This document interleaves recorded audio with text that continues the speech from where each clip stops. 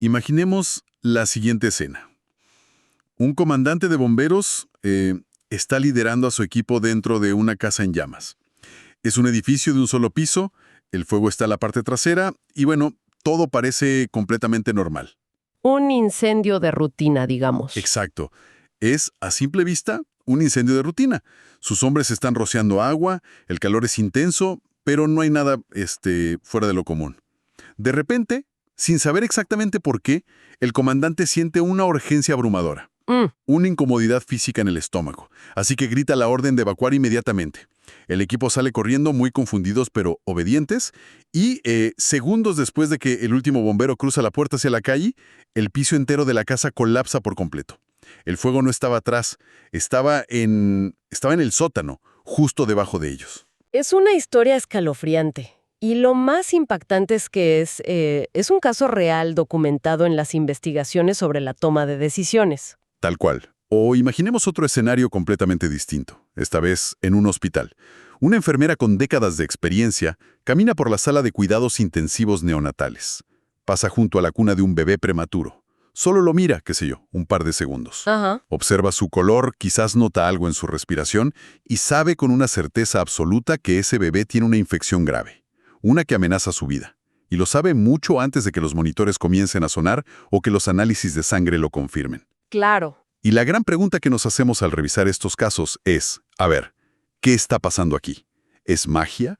¿Es una especie de sexto sentido esotérico o un poder sobrenatural que algunos tienen y otros no? La respuesta corta es no. Absolutamente no. No hay magia involucrada. Lo que estamos presenciando en ambos casos es la ciencia pura y dura de la intuición experta en plena acción. Y bueno, bienvenidos a esta inmersión profunda, donde nuestra misión de hoy es precisamente esa: desmitificar por completo la intuición. Totalmente. Y para quienes nos escuchan, hoy vamos a explorar una montaña de investigaciones académicas fascinantes sobre cómo decide la mente humana. Hablaremos de los gigantes de la psicología como Daniel Kahneman, de expertos en comportamiento organizacional, para entender qué es la intuición, cómo se desarrolla en el cerebro, por qué es vital y cómo se aplica en las empresas y el liderazgo. Estoy muy entusiasmado con esto. Y yo estoy lista para empezar, porque la intuición no tiene por qué ser un misterio. Bien, vamos a desempacar esto, porque creo que el primer gran paso es separar el mito de la ciencia. Al leer los apuntes me di cuenta de que por mucho tiempo hemos tratado a la intuición como algo casi místico, como si el universo te susurrara la respuesta correcta al oído en el momento exacto. Sí, es una noción muy romántica, pero la realidad científica es distinta.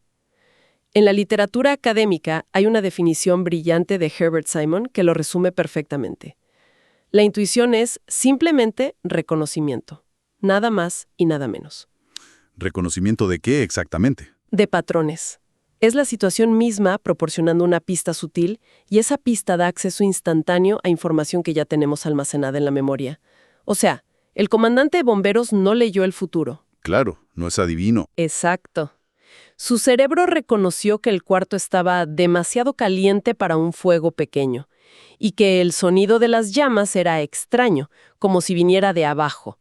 No lo pensó de forma consciente, simplemente lo reconoció. No hay magia, solo una memoria extremadamente bien organizada tras años de experiencia. Me encanta esa forma de verlo. Y para entender cómo ocurre ese reconocimiento a la velocidad del rayo, la investigación nos lleva a cómo opera nuestro cerebro. En los textos de Kahneman se usa una analogía fantástica: los dos sistemas de la mente humana. Ah, el famoso sistema 1 y sistema 2. Esos meros.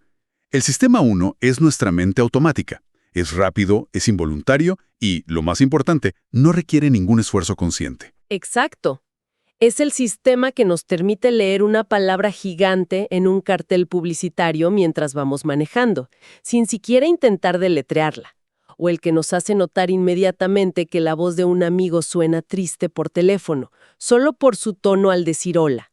Es precisamente en este sistema 1 donde vive la intuición, Pero, claro, del otro lado de la moneda tenemos el sistema 2, que es donde la cosa se pone agotadora. completamente agotadora. El sistema 2 es la mente deliberada, la mente analítica y secuencial. Se activa cuando intentamos resolver un problema complejo. Si a alguien le pedimos que multiplique 17 por 24 en su cabeza, el sistema 1 no tiene idea de qué hacer. Se rinde de inmediato. ¿Sí? Así que el sistema 2 toma el control. Y requiere tanta energía que nuestras pupilas literalmente se dilatan. Es como cuando intentamos estacionar un automóvil en un espacio extremadamente estrecho y ruidoso, y lo primero que hacemos es apagar la radio. Tal cual. Necesitamos apagar distracciones porque el sistema 2 está consumiendo todos nuestros recursos de atención. Y lo que la investigación sobre el comportamiento organizacional nos muestra es que el juicio intuitivo, ese que emana del rápido sistema 1, tiene características muy específicas que lo separan del pensamiento analítico. Según autores como Dane y Pratt, para empezar, implica un procesamiento no consciente. O sea, ocurre en las sombras. Nuestro cerebro está calculando probabilidades y conectando puntos en un segundo plano sin pedirnos permiso. Y al leer sobre esto, algo que me voló la cabeza fue la segunda característica, las asociaciones holísticas. El sistema 2 analiza las variables una por una, como en una hoja de cálculo, pero la intuición ve el panorama completo de golpe. Conecta piezas de información que parecen totalmente dispares. Y eso nos lleva a la tercera característica que quizás sea la más famosa de todas, la carga afectiva. La famosa corazonada. Exactamente, esa sensación en el estómago. No es una metáfora poética, es literalmente el cerebro enviando una señal física y emocional para guiar nuestro juicio. Como el cerebro procesó la información de manera inconsciente, no puede darnos un informe escrito de por qué debemos huir del edificio en llamas. Claro, no te va a mandar un PDF mental. No hay tiempo para eso. En su lugar, nos envía una fuerte dosis de ansiedad o urgencia. Y por supuesto, la cuarta característica de la intuición es la velocidad. Ocurre casi instantáneamente. Esa carga afectiva es clave. Es el cuerpo diciéndole a la mente que ponga atención ahora mismo. Pero, según leí en los estudios, no todas las intuiciones son iguales. De hecho, los investigadores categorizan la intuición en 3 tipos distintos, y creo que para quienes lideran equipos, entender esta diferencia es oro puro. Así es. El primer tipo es la intuición de resolución de problemas. Esta es la más pura en términos de reconocimiento de patrones. Es rápida y, curiosamente, su carga emocional no es tan alta. Es el jugador maestro de ajedrez que mira un tablero complejo y sabe exactamente cuál es el próximo movimiento en una fracción de segundo. Simplemente lo ve. Luego tenemos el segundo tipo, que es la intuición moral. Aquí la cosa se pone intensa. Hablamos de reacciones automáticas sobre lo que consideramos correcto o incorrecto. Están basadas en nuestros valores internalizados y la cultura en la que crecimos. Ajá. Y a diferencia del ajedrecista, aquí la carga emocional es altísima. Pensemos en esa sensación de indignación inmediata al presenciar una injusticia en la calle. No nos detenemos a analizar la ética de la situación, simplemente sentimos que está mal. Y finalmente está la intuición creativa. Esta es fascinante porque consiste en combinar conocimientos de dominios totalmente diferentes para crear algo novedoso. Pero a diferencia de la intuición de resolución de problemas, que es instantánea, la intuición creativa requiere un periodo de incubación. Claro, el clásico momento de revelación en la ducha, cuando ni siquiera estabas pensando en el problema. Exacto. El cerebro necesita tiempo trabajando en segundo plano sin la presión del sistema 2, antes de que la idea surja de golpe. Lo fascinante aquí es cómo esta clasificación cambia las reglas del juego para el liderazgo en cualquier organización. Si un gerente entiende estos 3 tipos, puede diagnosticar qué herramienta mental se necesita. Me imagino que si el problema es logístico, digamos una falla en la cadena de suministro que ya ha pasado antes, la intuición de resolución de problemas es más que suficiente. Sí, pero si el equipo está tratando de diseñar una campaña de marketing completamente disruptiva, el líder debe entender que la intuición creativa no se puede forzar en una reunión de 15 minutos bajo presión. Requiere ese tiempo de incubación. Totalmente. O, por ejemplo, si hay un debate sobre las políticas internas de la empresa y se activa la intuición moral de los empleados, el líder sabrá que las emociones estarán a flor de piel. Entender el mecanismo subyacente evita muchos dolores de cabeza. Y ahora, sabiendo todo esto, la pregunta lógica es, ¿cómo se desarrolla esa intuición experta de resolución de problemas? ¿Cómo pasamos de ser novatos que adivinan a maestros de ajedrez que simplemente saben? Aquí es donde la literatura introduce la famosa curva de aprendizaje en forma de U. Un concepto fundamental. Imaginemos un gráfico visualmente. Al principio, cuando alguien entra a un nuevo campo, está en el lado izquierdo alto de la U. En esa etapa, los principiantes operan con una intuición inmadura. Como no saben nada técnico del tema, se basan en prejuicios o simplemente adivinan con muchísima confianza. Pero luego empiezan a estudiar. Aprenden y memorizan las reglas estrictas de su nueva profesión. Y es ahí donde su dependencia de la intuición cae en picada. Llegan al fondo de la U. Se vuelven mecánicos. En el fondo de la curva, el profesional actúa como un robot siguiendo un manual de instrucciones paso a paso. Tienen miedo de romper las reglas porque apenas las están dominando. Pero luego ocurre la magia del aprendizaje continuo. A medida que acumulan años de verdadera experiencia, la curva vuelve a subir. La intuición resurge con fuerza en el lado derecho de la U. Pero ya no es la intuición inmadura del principio, ¿cierto? Exacto. Ahora es una intuición educada. Está firmemente cimentada en un conocimiento profundo e internalizado. El experto ya no necesita pensar en las reglas de forma consciente, porque las reglas ya son parte de su estructura mental. Y este resurgimiento en la parte derecha de la curva permite algo que me pareció de película al revisar los casos de estudio de Klein y Hoffman. Los novatos solo pueden ver lo que está presente en una situación, pero los verdaderos expertos tienen la capacidad de ver lo que falta, pueden ver lo invisible. Es como el viejo relato de Sherlock Holmes, donde la pista crucial era el perro que no ladró en la noche. Justamente. Y hay un ejemplo corporativo en los textos que ilustra esto maravillosamente. Una empleada recién contratada en una gran organización notó rápidamente un problema grave.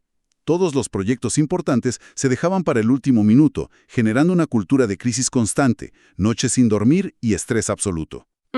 Cuando ella levantó la mano y compartió esta observación, los veteranos de la empresa la cuestionaron rotundamente. Le dijeron que ellos planificaban muy bien. Lo increíble de ese caso es que la empresa acababa de completar 10 propuestas altísimamente complejas en apenas 6 semanas. Todo en modo pánico, sin que nadie en la gerencia lo viera como un problema crónico.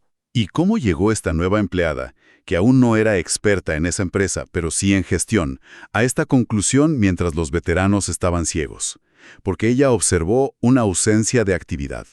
Notó que en las primeras semanas del ciclo de un proyecto, las oficinas estaban demasiado tranquilas. Sí, el silencio antes de la tormenta. No había reuniones de planificación, no había debates. Esa falta de actividad temprana le indicó a su intuición que el sistema estaba roto y que el pánico llegaría después. Es un caso de estudio brillante. Los empleados con años en la organización ya se habían habituado tanto a vivir apagando incendios justo antes de las entregas que ya no notaban que los periodos de inactividad previos eran una anomalía.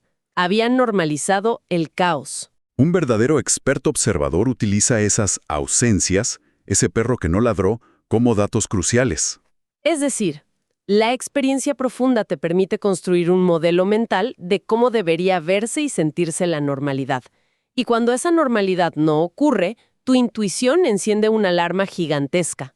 Así es, pero aquí debemos hacer una pausa crítica, porque la intuición tiene un lado oscuro. Aquí es donde se pone realmente interesante, porque no podemos ser expertos en todo, y la intuición no funciona en cualquier contexto. La investigación de Kahneman y Klein lanza una advertencia vital sobre los entornos en los que operamos. Ellos dividen el mundo en entornos de alta validez y entornos de cero validez. Los entornos de alta validez son aquellos que son fundamentalmente predecibles y operan bajo reglas estables. Pensemos en la medicina diagnóstica, el juego de ajedrez que mencionamos antes, o el comportamiento del fuego estructural. Claro, son reglas físicas o biológicas. Exacto. Las leyes de la biología, las 64 casillas del tablero o la física de la combustión no cambian de forma aleatoria todos los días. Si haces la acción A, habitualmente pasará la consecuencia B. Y en esos entornos, la intuición experta brilla con todo su esplendor, porque el cerebro, a través de la repetición, puede mapear patrones confiables a lo largo del tiempo. Pero en el otro extremo tenemos los entornos de cero validez. Estos son espacios caóticos, ruidosos, extremadamente complejos e impredecibles. Las reglas cambian todo el tiempo o el resultado está influenciado por millones de variables ocultas que nadie puede controlar. El ejemplo clásico que dan los investigadores es tratar de predecir el mercado de valores a largo plazo o pronosticar eventos políticos mundiales. En estos espacios de cero validez, confiar en la intuición es, francamente, peligrosísimo. Y da lugar a lo que se conoce como la trampa de la confianza. La literatura científica es tajante en esto. La confianza subjetiva, es decir, qué tan seguro te sientes en tu interior acerca de una decisión, no es en absoluto un indicador de que tengas razón. Alguien puede sentir una corazonada increíblemente fuerte sobre qué acción comprar en la bolsa mañana. Puede sentir la misma certeza que el bombero sintió antes de que colapsara el piso. Exactamente. Pero si esa sensación ocurre en un entorno de cero validez, como la bolsa de valores a corto plazo, donde no hay reglas estables que el cerebro haya podido aprender, entonces esa intuición no es sabiduría. Es solo un sesgo cognitivo disfrazado. Quienes toman decisiones en las empresas deben ser brutalmente honestos consigo mismos sobre el tipo de entorno en el que están operando. ¿Es predecible o es un caos total? Entonces, si sabemos que la verdadera intuición experta solo brilla en entornos predecibles, la gran pregunta para quienes dirigen equipos y organizaciones es cómo entrenamos a nuestro personal para desarrollarla. Porque no podemos simplemente sentar a alguien en una silla durante 10 años y esperar que por arte de magia se vuelva intuitivo. Sería un desperdicio de tiempo. La ciencia dice que se requiere algo llamado práctica deliberada. Según Eduardo Salas y su equipo, hay condiciones necesarias. La práctica deliberada tiene condiciones muy específicas. La primera son las horas de vuelo. Acumular tiempo frente al problema es innegociable. Pero no es cualquier tiempo. Debe ser práctica enfocada, prestando atención a los detalles. Sin embargo, las horas solas no sirven de nada sin la segunda condición, que es absolutamente crucial: la retroalimentación. El famoso feedback. Sin una retroalimentación rápida e inequívoca, la intuición jamás se calibra correctamente. Imaginemos que un gerente toma una decisión de inversión hoy, pero no vea las consecuencias reales de esa decisión hasta dentro de 5 años. En ese lapso pasaron tantas cosas que el cerebro no puede asociar la causa inicial con el efecto final de manera inconsciente. Se aprende tanto de los grandes aciertos como de los errores catastróficos, pero solo si la retroalimentación te golpea rápido y claro. Eso me hace pensar en una frase común en el mundo corporativo.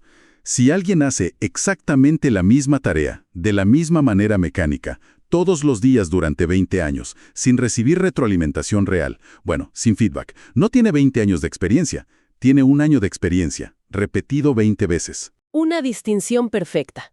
Y hay una tercera condición para desarrollar esta intuición, que es la autorregulación y la simulación mental. Los verdaderos expertos no actúan a lo loco. Utilizan un modelo que en la investigación de Gary Klein se conoce por sus siglas en inglés como RPD.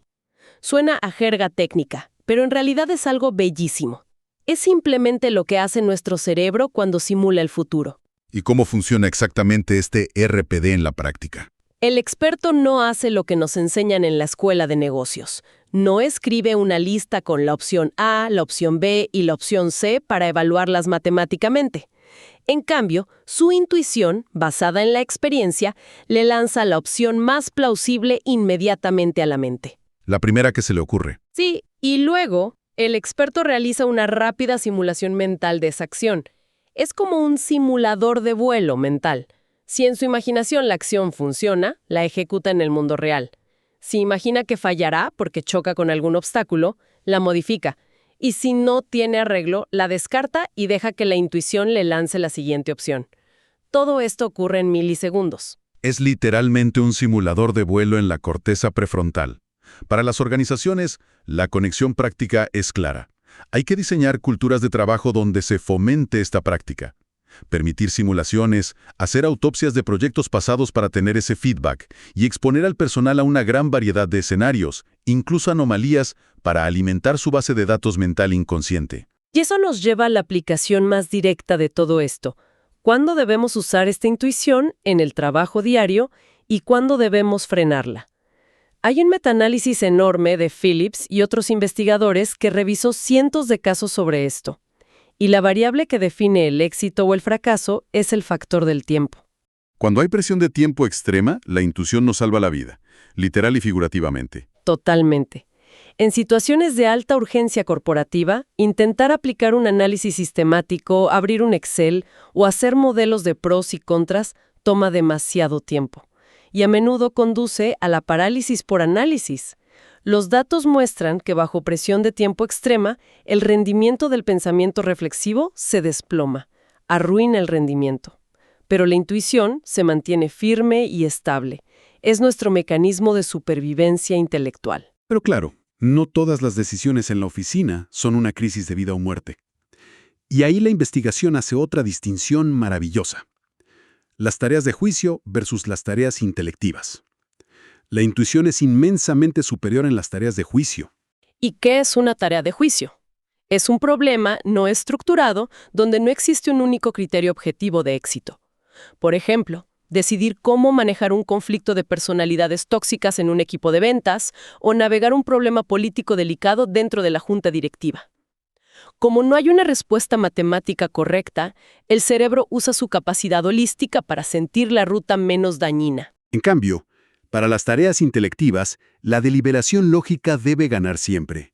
Si estamos proyectando el flujo de caja del próximo año, calculando el presupuesto de marketing o haciendo probabilidades estadísticas, usar la intuición es una receta para el desastre. A la intuición se le da pésimo la estadística pura. Para los números necesitamos el sistema 2, aunque nos duela la cabeza. Si conectamos esto con el panorama general de cómo operan las organizaciones, la intersección entre la toma de decisiones naturalista y la organizacional nos ha demostrado algo vital.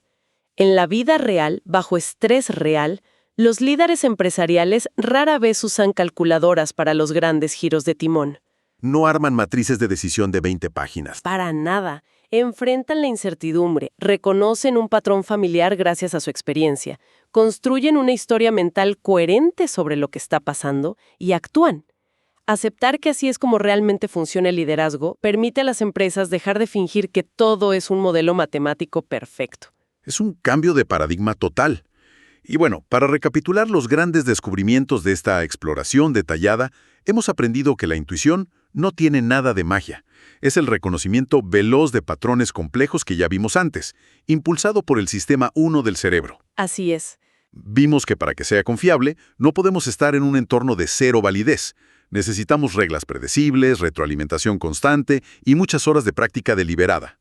Y descubrimos que, en el trabajo, la intuición es indispensable cuando el tiempo se agota o cuando enfrentamos problemas de juicio humano donde las hojas de cálculo simplemente no sirven. Y quiero enfatizar algo crucial antes de terminar.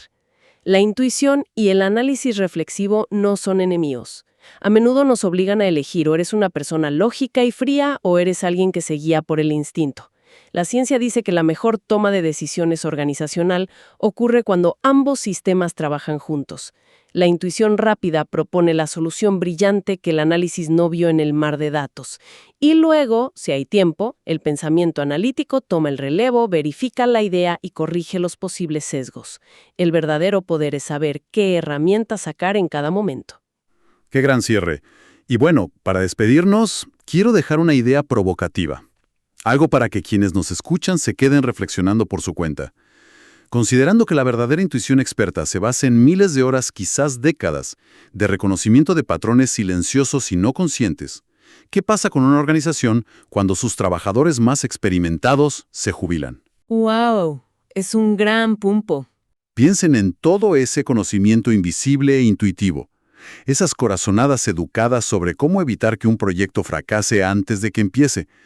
Todo ese instinto sale por la puerta de la oficina el día que se retiran, y no está escrito en ningún manual corporativo.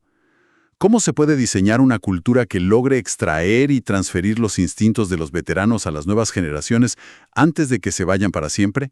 Es un reto monumental. Sin duda lo es. Ha sido un verdadero placer analizar estas investigaciones hoy y celebrar el placer de aprender algo nuevo en esta inversión profunda. Hasta la próxima exploración.